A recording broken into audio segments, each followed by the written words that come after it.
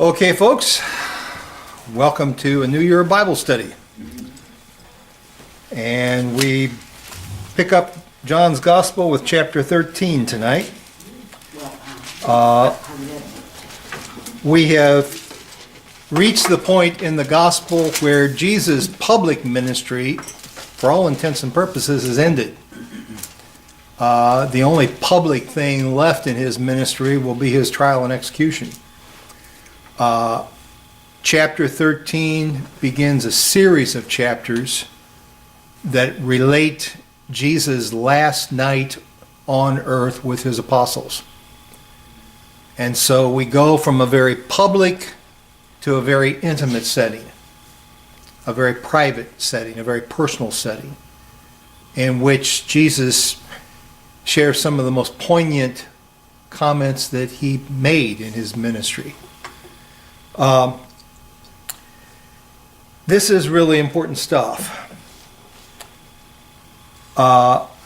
Some years ago, one of the 20th century's most influential Christian writers and philosophers, Francis Schaeffer, wrote a book about just one verse in John chapter 13, verse 35.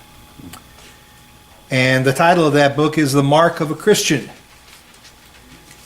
And Schaeffer carefully studied that verse, its context, and concluded that this one verse contained one of the New Testament's most important messages to believers. That message, the vitality of the church's witness to the world, is measured by the depth of active concern believers have and show toward one another.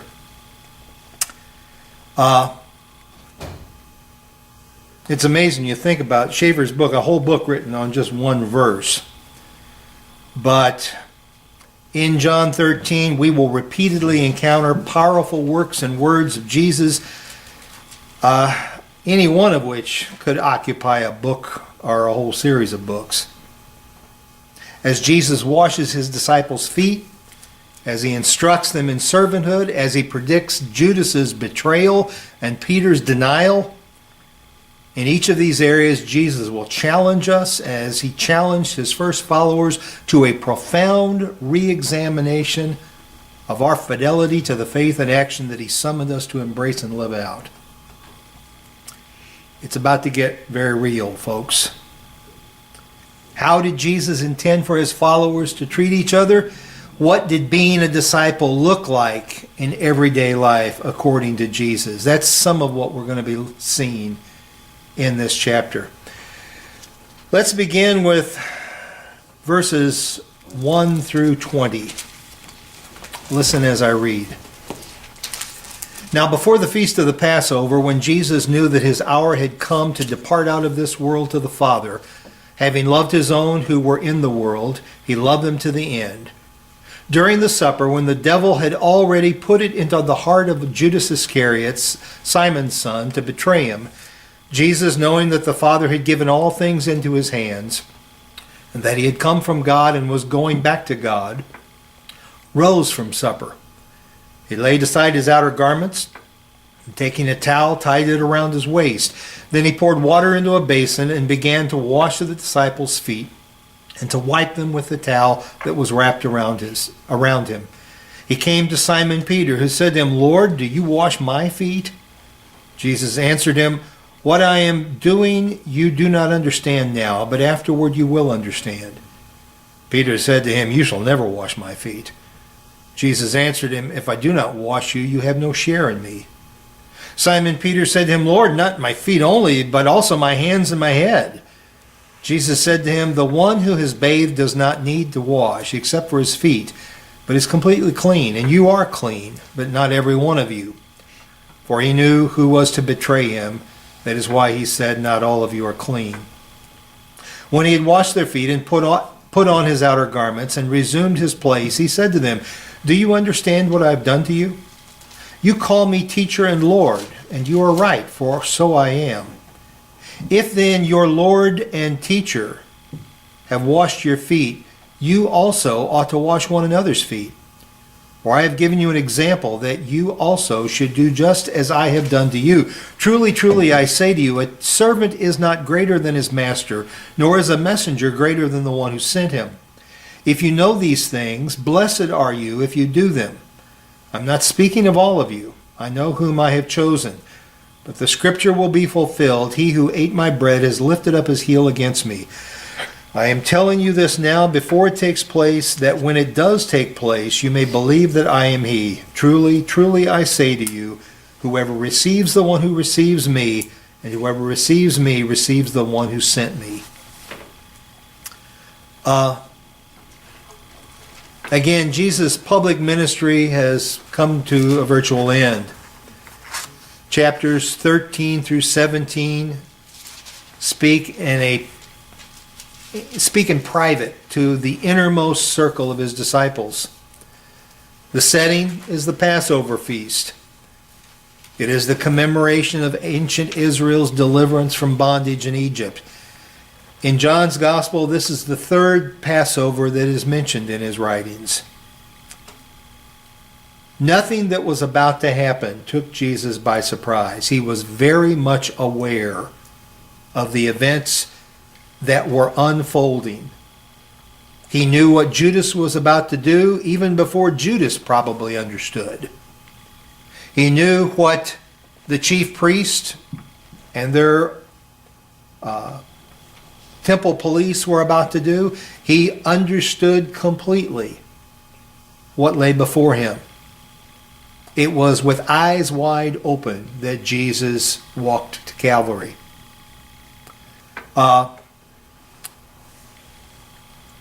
Throughout his ministry, he had shown incredible patience and love to his followers. But what is about to take place will demonstrate the depth of his commitment to them in an unforgettable gesture. What we see with the foot washing is a parable lived out like a drama. And it is a powerful drama. Let's set the scene. They are in the upper room, somewhere in Jerusalem. The arrangements have been made for the Passover meal. The dinner is actually already well underway. We learn from Luke's Gospel, as he talks about this night, that the 12 had been in an argument on the way to the meal and as it was beginning before Jesus joined them. They were arguing about who was the greatest. And they couldn't come to a consensus on this. Everybody wanted to nominate himself. And so, just think about this. Most of us have just enjoyed a Christmas dinner, many of us with family or extended family. It's one of those high points in most people's personal year. And when you think about the pivotal points in your family, the times when it's most painful to be separated from loved ones, well, Christmas has got to be real close to the top of everybody's list. Now imagine you have gone to great pains to prepare a beautiful Christmas dinner. Everybody's favorite dish has been prepared lovingly. The favorite pies, the favorite side dishes, the turkey, the ham, the goose, whatever turns your crank, it's there. And the aroma is filling the room. And in come the family members. But instead of coming in with anticipation about this wonderful meal, they're chewing all over each other. They're in a big, hateful argument about whatever. Doesn't matter what. And you, as the host or hostess, look at your beautifully set table and your ungrateful relatives, and you think, why did I bother? Passover was the high point of the Jewish calendar. This meal was the sacred moment of the year. This and Yom Kippur, Day of Atonement, were the two pivot points. Like Easter and Christmas for us, these were the two most sacred meals, most sacred days. And the disciples, and the tension had to be great already because everybody in Jerusalem was talking about Jesus. Would he show up? There's a price on his head. It was with fear and trembling that they entered the city in the first place. They had to meet in a secret location so that somebody didn't raid the place. So they've got all this trouble has been taken to make this meal special. And they're arguing with one another about who's the greatest. And Jesus doesn't say a word. The meal is served. Now, they were in such a snit when they got there that they failed to take care of one of the most basic customs of ritual cleanliness that was in that culture of the day. They didn't wash their feet. Now, you'd be a little bit disturbed if your Christmas guest came in and proceeded to take their shoes and socks off and wash their feet. But this was not today. This was a world in which people wore sandals, where the streets were dusty when it was dry and muddy when it was wet, and where there was animal droppings all over the place, whatever the weather was like. And no matter how carefully you cleaned up before you left for your dinner appointment, by the time you got there, your feet were dirty. And so the ritual, and made all kinds of sense. You got to the door. If it was a home of a wealthy family, a slave or a servant would wash your feet for you. If not, you would wash your own. Your host would never do this. It was too lowly a task. But they came storming in such a foul mood, they just walked right past the water bowl and headed around the table and sitting there grumbling. Now, forget every image you ever had of Da Vinci's Last Supper. It didn't look like that.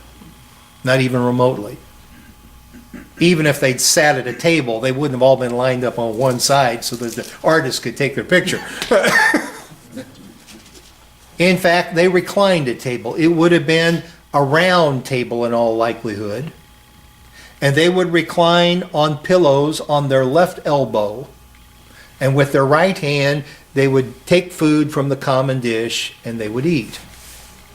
And so they would be lined up like the spokes of a wheel, with their heads toward the table and their feet extending outward all the way around the circle. Which meant that if somebody were walking around that circle on that particular evening, they would have seen 12 sets of dirty feet.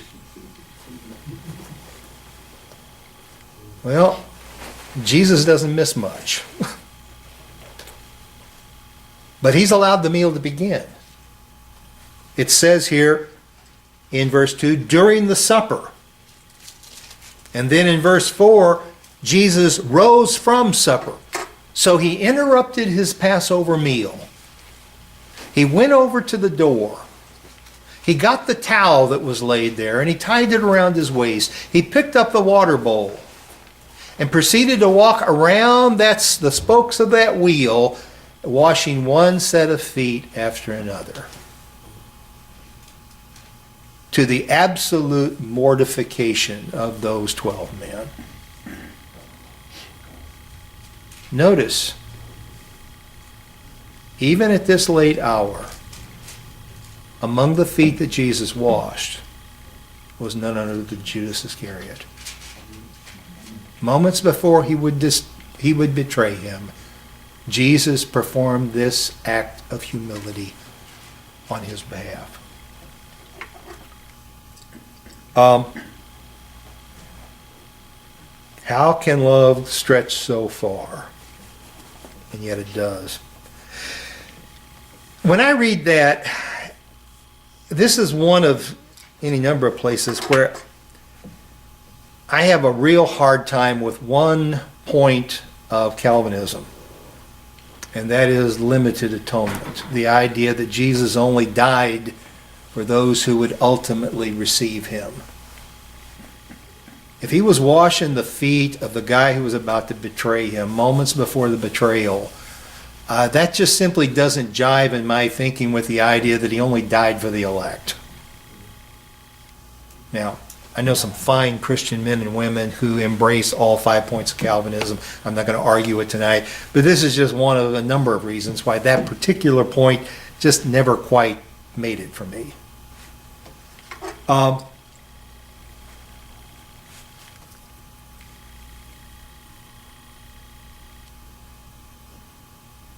When he does this, not only was foot washing something that servants did, it's something that friends did not do for one another.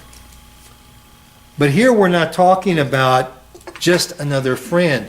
We're talking about their rabbi, their teacher, their master. This was the man that they followed around to learn from. It would be like you enrolling in some great university and taking a course under a world-renowned professor. Somebody who people come from all around the world to hear lecture. And the professor were to go and, do some similar act on your behalf. Just inconceivable.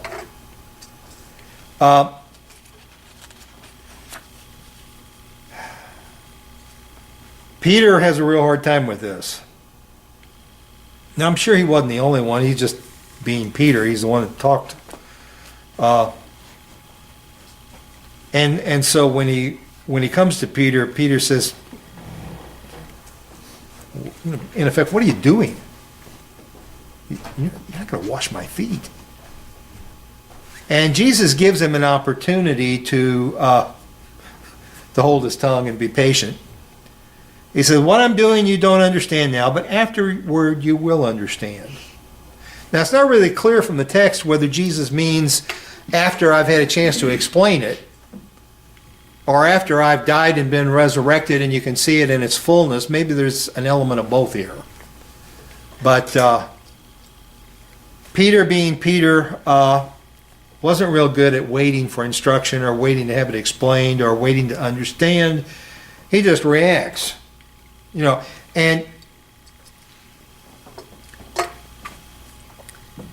on the one hand, you can see what Peter does here and say, well, this is kind of commendable because he, being a disciple, doesn't want his master to lower himself in such a way.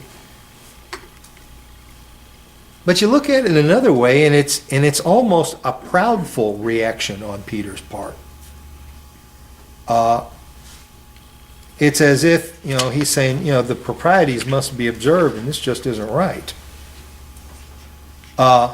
What Peter has not yet come to terms with, and none of the apostles or disciples will fully understand this until after the resurrection, was that servanthood can be the gateway to exaltation.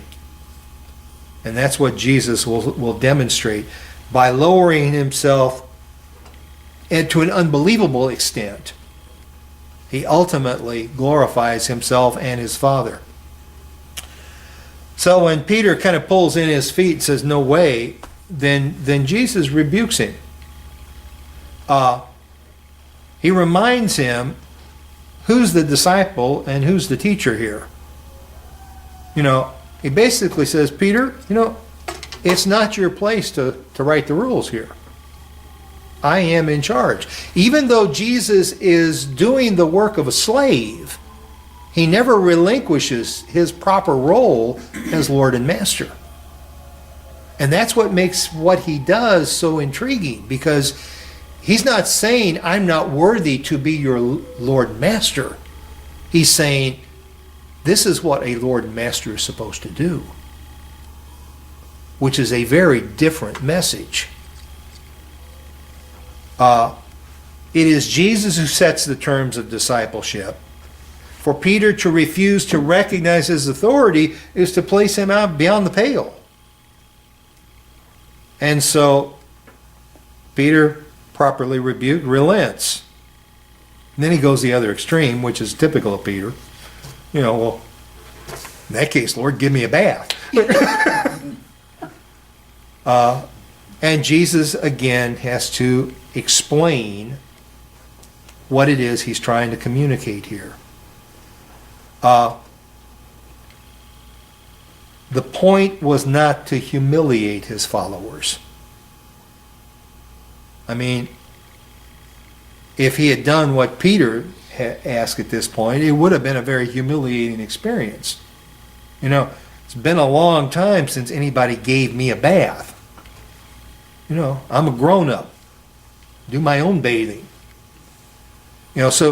So Jesus isn't trying to humiliate them. He's simply trying to help them to understand what servanthood is all about.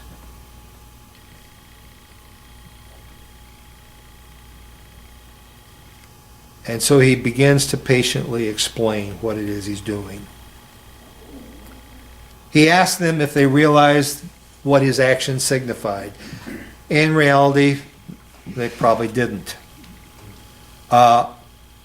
It may well be that the foot washing, and this isn't stated, but the implication is reasonable, that one of the reasons Jesus did the foot washing was in direct response to their quarreling about who was the greatest. I want my prescription reading glasses.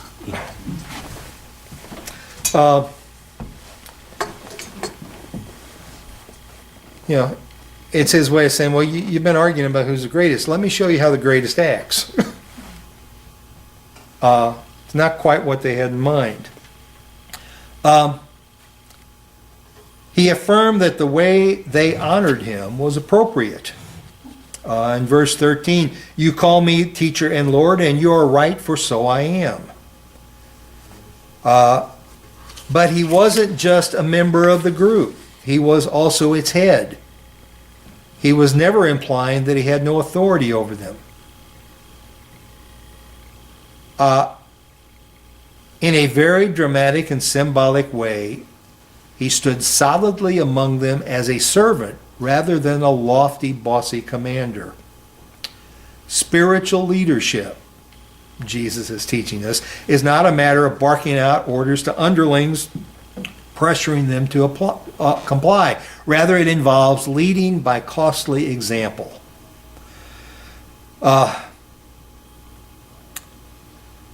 His act is also an example for them to ponder and imitate.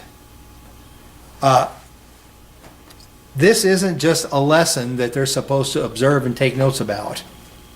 This is modeling behavior that they are to repeat in their own lives.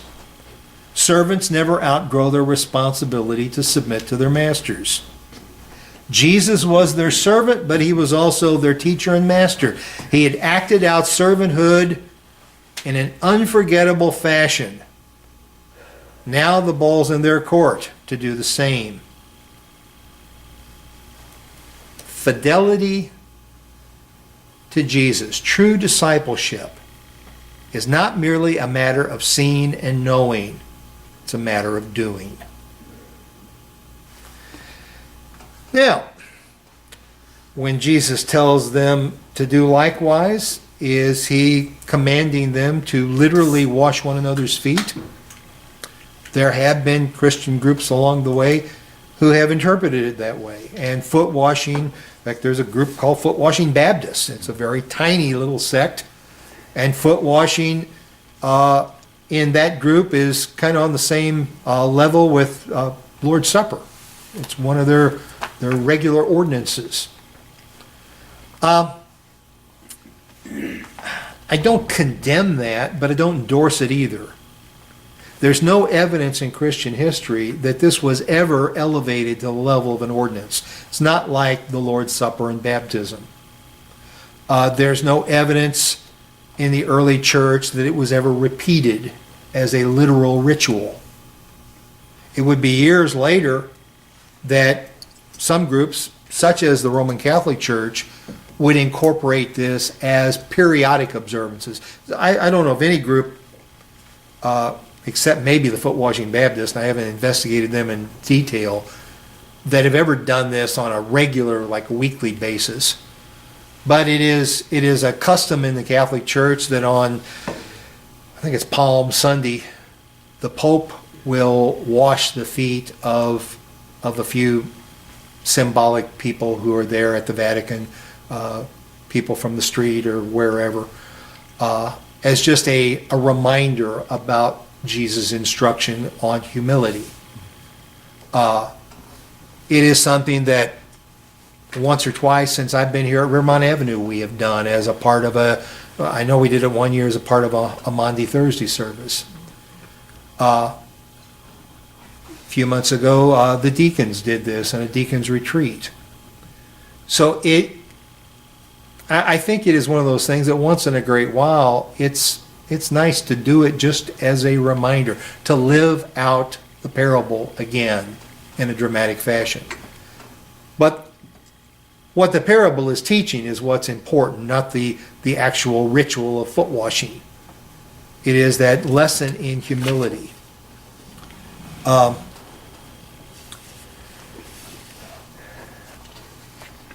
Jesus exhorts the 12. He prepares them for the shock of what is about to happen. He knows how difficult these next few hours are going to be for them. And he wants to do everything he can to prepare them. And he wants to remind them that nothing that happens takes him by surprise. I'm speaking to all of you. I know whom I have chosen, but the scripture will be fulfilled. He who ate my bread is lifted. He's warning them about the betrayal. And he's doing it in such a fashion.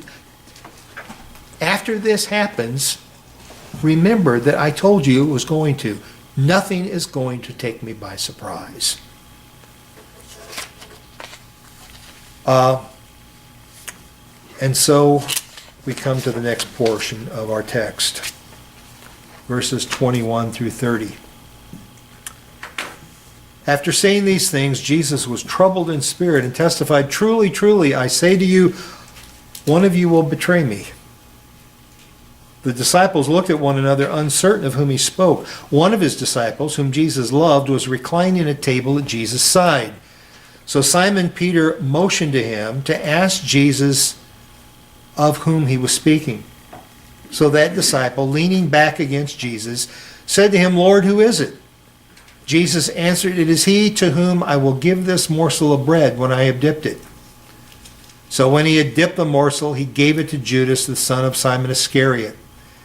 Then after he had taken the morsel, Satan entered into him.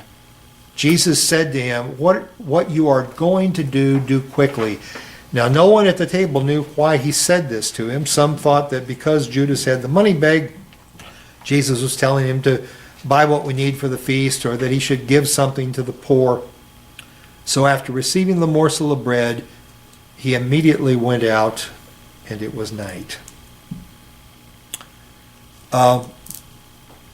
Again, remember the setting. Men laid out like spokes of a wheel. The two places of honor at that table were the ones on either side of the host. That was Jesus. Again, remember, we're talking about you're leaning on your left elbow. You're eating with your right. So your back is going to be to the person on your left. You're going to be kind of facing the person on your right. John, and we know from a number of hints and clues here that he was the disciple whom Jesus loved. He is on Jesus' right. Judas apparently was on Jesus' left. Now, I don't think this was a Michael Corleone kind of thing. Keep your friends close and your enemies closer. I don't think that's what Jesus is doing here. I think what we have here is one further reminder that right up to the very end, Jesus was giving Judas every opportunity to relent, to turn away from the sin that he was contemplating. Jesus doesn't give Judas any excuse to justify his action. He's right there in the place of honor. Jesus, as a host, offers him a dainty morsel. He is treating him like an honored member of the group, right up to the very end. He washes his feet. He breaks bread with him. He treats him like a brother. And it's not clear at what point Judas actually resolved to go ahead with this deed. He came to the meal already thinking about it. He'd already talked to the high priest. He had the money bag in his pocket. Or at least he had the promise of it. I don't remember now. I have to double check. In any event, the plot was set. And Satan has been tempting him. But it's not altogether certain, even at this point, that Judas has finally resolved. You know, we have all contemplated doing things, and at the very last minute we backed away. And sometimes we backed away and later regretted it, and sometimes we backed away and thought, wow, I'm sure glad I didn't do that. It may have been that hot email that you wrote and you thought about sending, and for some reason at the last minute you said, I'm going to sleep on it. The next morning you read it again, but my gosh, I'm glad I didn't send that. So it may well be that it's not until the very last minute that Judas finally commits to this deed. And it's quite an image.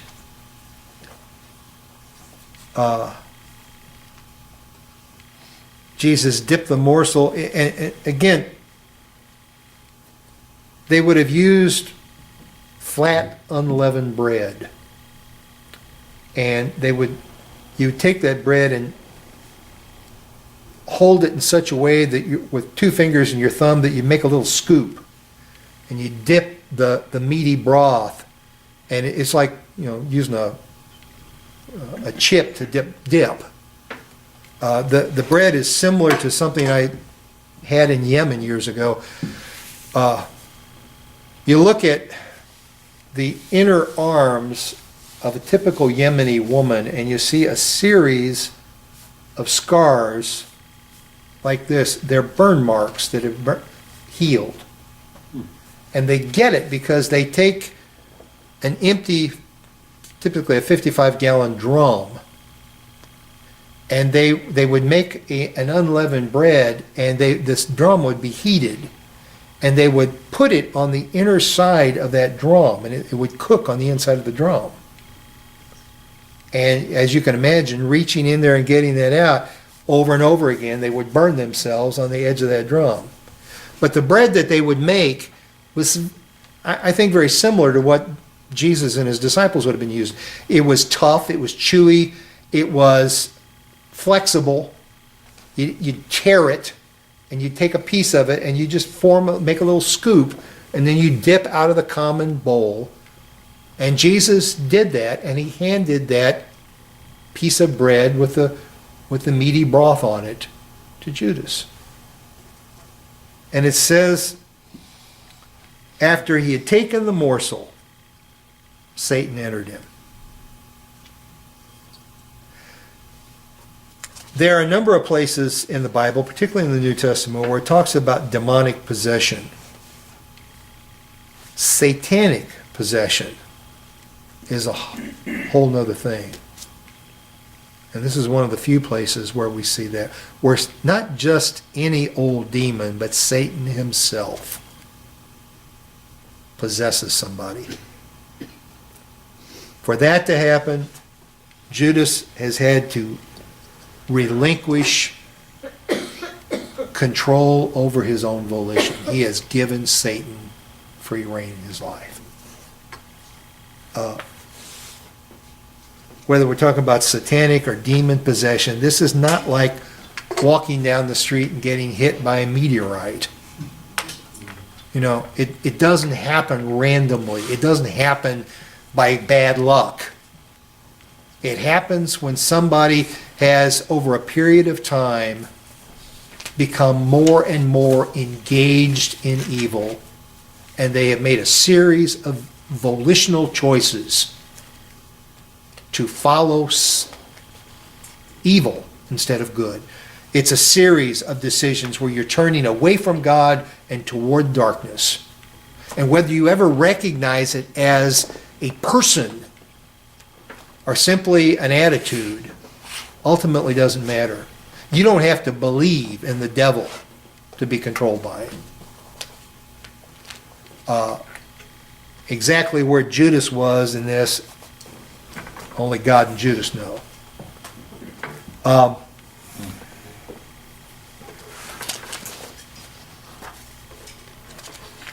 All this is going on, and Peter's just dying of curiosity to know what's up. You know, Jesus is telling them that one of them is a traitor, and it says something about how crafty Judas has been at this point. Nobody has a clue it's Judas. You know, nobody has motioned. You know, I don't think Judas ought to be the treasurer anymore. I think we need to elect a new one. I'm not sure I trust this guy. You know, he has flown under the radar and nobody suspects a thing. We know from other places in John, he's been pilfering the money bag. You know, he is not a pristine character by any means. By the way, I just as an aside, Hollywood has done a terrible job in portraying Judas over and over and over again. They make him this tragic, heroic figure. He was just disappointed that Jesus wasn't the warrior king that they were looking for, and he was trying to pressure him into becoming what they wanted. Well, there's absolutely no biblical evidence for that at all. None. There's no evidence that Judas was one of the zealots. Now, there was a zealot among the 12, but Judas wasn't one of them. At least there's no evidence he was. What all was his motivation is a matter for speculation. It's not that clearly spelled out. That there was remorse after the fact is clear. But why he did what he did, Hollywood seems to have an inside track on this that I don't have. But the disciples are looking around the table at each other and saying,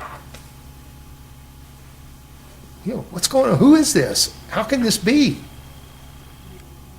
And so Peter, who is at some point removed from Jesus, manages to get John's attention and said, ask the master who it is.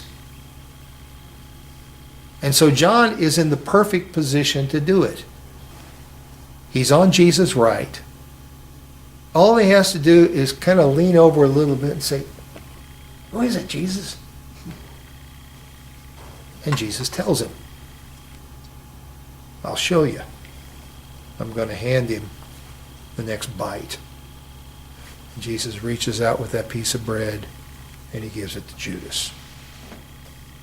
At that point, only 3 people in the room know who the traitor is. Jesus, John, and Judas. And John doesn't have a chance to say or do anything because at that moment, Satan enters into Judas and Judas leaves the room.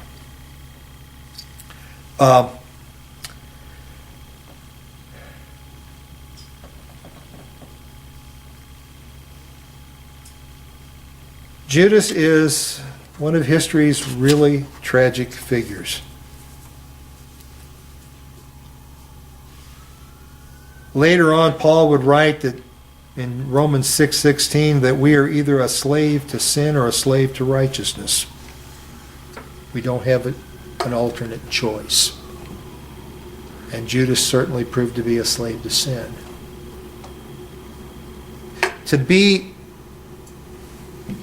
one of Jesus' intimates, to walk with him on the hills of Galilee,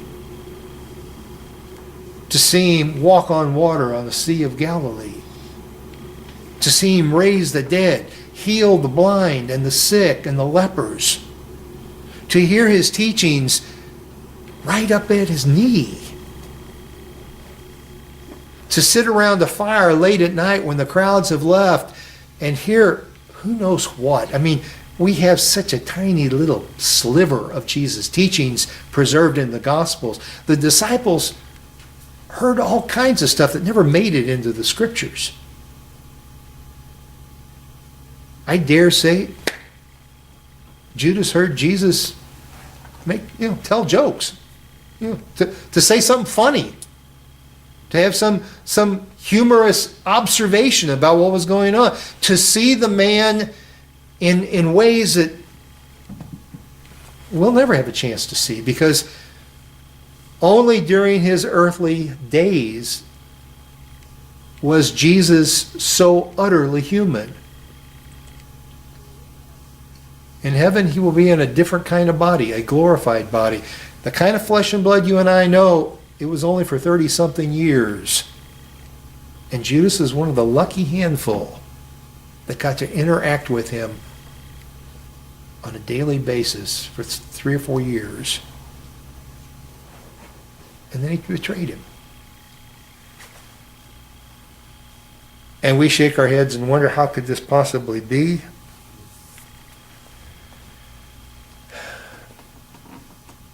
How long have you been a Christian? See, in my case, 54 years. Some of you, not that long. Some of you, probably longer. When's the last time you sinned? I wish I could say it was 53 years ago. It's probably closer to 53 minutes ago. You know, maybe we haven't sold Jesus for 30 pieces of silver. Maybe we haven't betrayed denied that we know him. And then maybe again we have in our own way.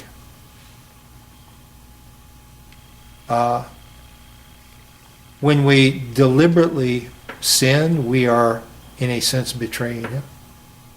He's supposed to be our Lord, and we're acting like we don't know him.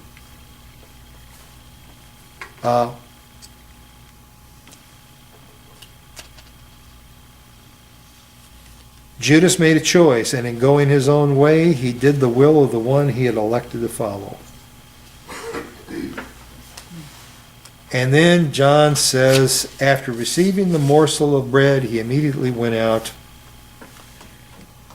and it was night. Remember, throughout this gospel, not only through the gospel, but through John's letters, and even to a lesser extent in the book of Revelation, we have these conflicting images of light and dark. The gospel begins with the images of light and dark. Jesus refers to himself as the light of the world. He says that those who hate the light seek out the darkness. So this is a powerful metaphor that John returns to over and over and over again. When he says here, Judas went out and it was night, he's not just talking about the time of day. Yes, the sun had set.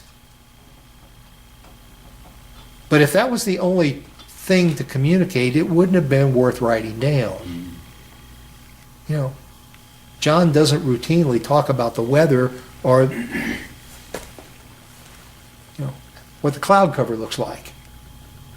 He is communicating something metaphorically here as well, something profound, something deeper. This was the dark night of the human existence. This was the time in which the greatest evil ever committed in all of human history was unfolding. The light of the world was about to be extinguished by wicked, evil men. And Judas is the one who sets this in motion. All right. I'd already said as they gathered around that table that evening, there was an intimacy. The public ministry has ended. The private time with his followers has begun. With Judas's departure, that group gets drawn in that much tighter. Now he says stuff that he couldn't even say with Judas in the room. Now it is deeply, intimately personal. Because of modern medicine, most of us will die so drugged up that we won't be conscious of what's going on. We'll be almost comatose when we die. That's the way it is. Pain, trying to relieve and mitigate pain has become one of the primary purposes of palliative care for the dying. I'm not complaining. I'm simply making an observation. It wasn't always so. And you go back to the 19th century, to the 18th century, and you read the accounts of people who are dying. And in most cases, in many cases, they were very much awake and conscious, and they knew they were dying. And if they were fortunate enough to have their loved ones close, during those final moments, some very meaningful and powerful words were shared. People made peace with one another. People shared words of love and care. They gave last instructions. They told them where the money was buried. Whatever. And you read those accounts in literature, and some of them are incredibly moving, powerful things. This is that kind of setting. This is Jesus' final words as he's about to die. Now, sure, he has some words on the cross, and we'll get to that later, but this is where he's, it's all coming together. Fellas, this is our last night together. This is our last meal together. I've got some things you need to hear. And he pours out his heart to those closest to him. Verse 31, when he, speaking of Judas, had gone out, Jesus said, "Now is the Son of Man glorified, and God is glorified in him. If God is glorified in him, God will also glorify him in himself and glorify him at once. Little children, let a little while..." Little children, we don't talk like that. Now, imagine yourself in a group of adults. There might be a circumstance where you say, "Boys and girls, let me tell you something." "Fellas, let me tell you something. Boys, I got a word for you." Think of it in those terms.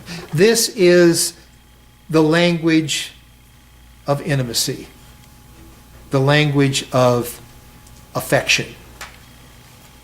He's not talking down to them. He's drawing them in. "Fellas, yet a little while I am with you. You will seek me, and just as I said to the Jews, so now I also say to you, where I am going, you cannot come. A new commandment I give to you, that you love one another, just as I have loved you. You also are to love one another. By this all people will know that you are my disciples, if you love one another."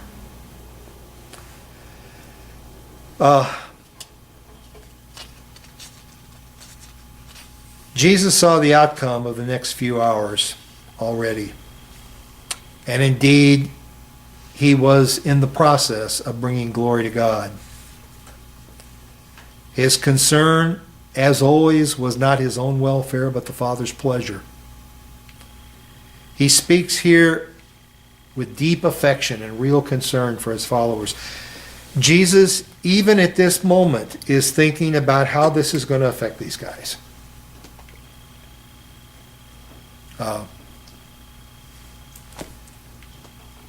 Many years ago, when Joyce's mom was dying, her pastor said to Joyce and her sisters, "She's never going to stop being your mama." Right up to the end, she was mothering them. This is something like that. Jesus, right up to the end, is shepherding his sheep. He's taking care of his flock. He's looking out for them. He knows that they are about to be absolutely emotionally shredded. And he's trying to do whatever he can to ease that blow and to help them get through it in one piece emotionally.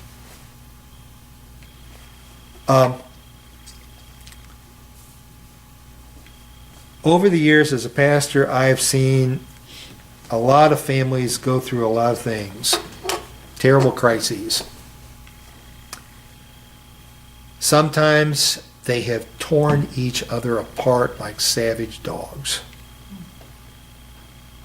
Under pressure, whatever problems in the relationships already existed came bubbling to the surface like poisonous gas, and they just attacked one another. And such families often didn't survive the crisis as a family. You know, people come out of that and they never talk to one another again. Other cases, I've seen just the opposite. As the pressure grew and the crisis became devastating, the family drew together. They locked arms. They joined hands. They guarded one another against outsiders. They closed ranks. And what Jesus is saying to his church at this point, well, he's saying first of all to his disciples, as this crisis comes upon you, it's essential that you close ranks, that you pull together, that you take care of each other. And that's one of those points where we are reminded why God gave us the church, why we're not just freelance individual Christians. Because on any given day, just within the fellowship of Rivermont Avenue Baptist Church, we're going to have a couple hundred people at different levels of mental and physical and spiritual health. Some of them are going to be really good on that day. Everything is going right.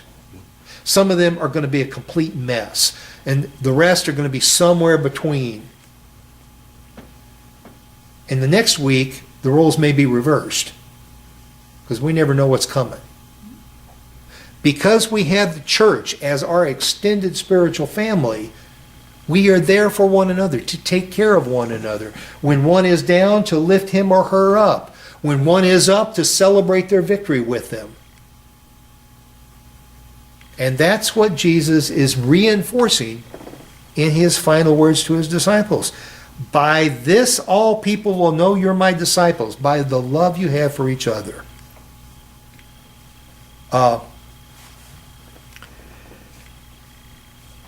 The central truth the disciples needed to heed involved their commitment to each other in his absence. A new commandment: love one another. It is from this we get the name Maundy Thursday. A reminder of that new commandment. Now, in some respects, it wasn't new, because Leviticus 19:18 says something very similar. It is new in this context for two reasons. First, it takes as its model Jesus own giving of himself, both as a servant in the foot washing and in his sacrifice for sins. Second, it is motivated by the spiritual presence of Jesus in his people. This is not just adherence to some ethical standard or directive. This is born of a personal relationship. We love one another because Christ first loved us, because he continues to love us.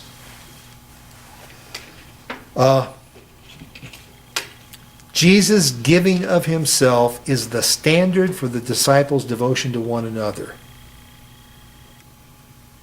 We are to love each other as Christ loves us.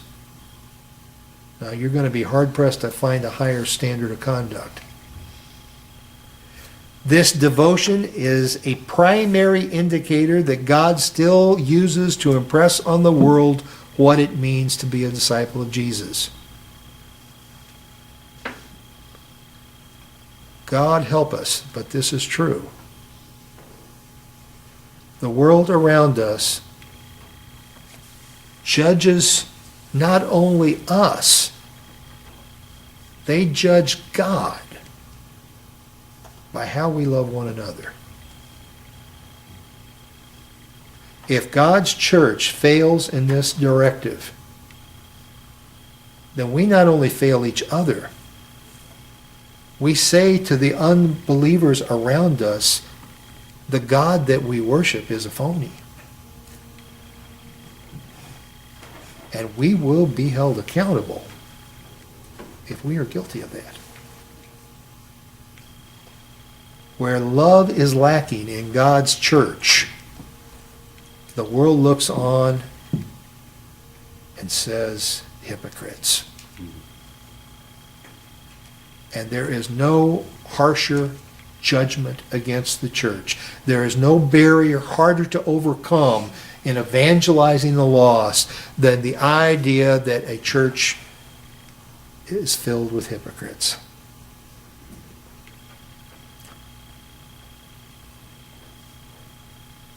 The last 3 verses. Simon Peter said to him, Lord, where are you going? And Jesus has just said, where I'm going, you can't go. He says it again, where I'm going, you cannot follow me, but not now, but you will follow afterward. Now, it is important to understand that the Greek grammar in this particular verse indicates that what Jesus is saying, he is saying specifically and personally and exclusively to Peter. So when he says,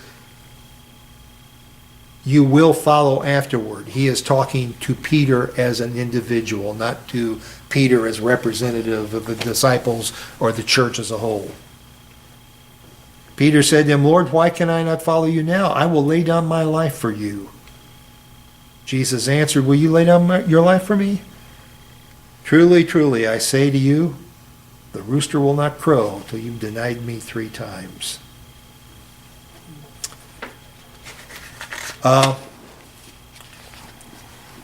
Once again, Peter is trying to defend his loyalty. So he requests clarification of what Jesus has said. When Jesus said, you'll follow later,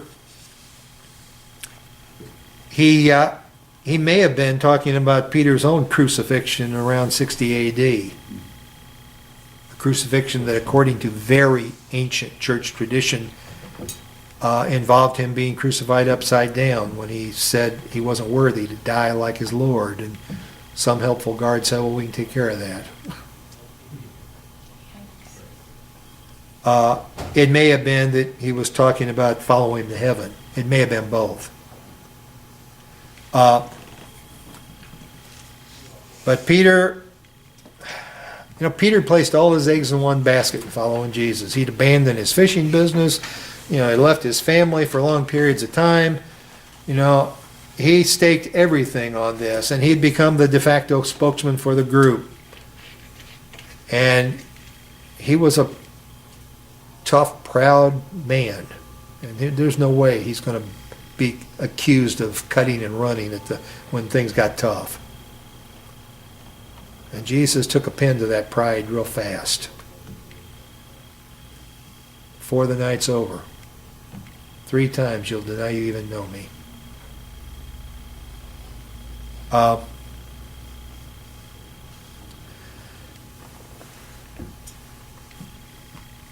Doesn't say how Peter reacted to that.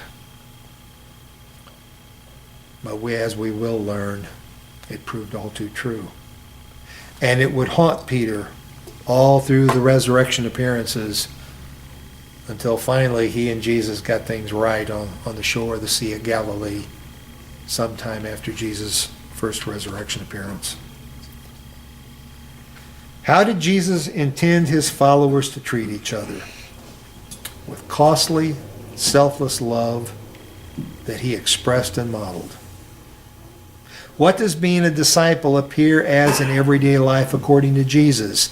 It appears as followers of Jesus mirroring their master's devotion to the Father and no less to all other disciples around them. And are we truly his disciples today? Perhaps. But probably at most we're like Peter, eager to assert our loyalty, but apt to buckle under pressure. And that completes chapter 13.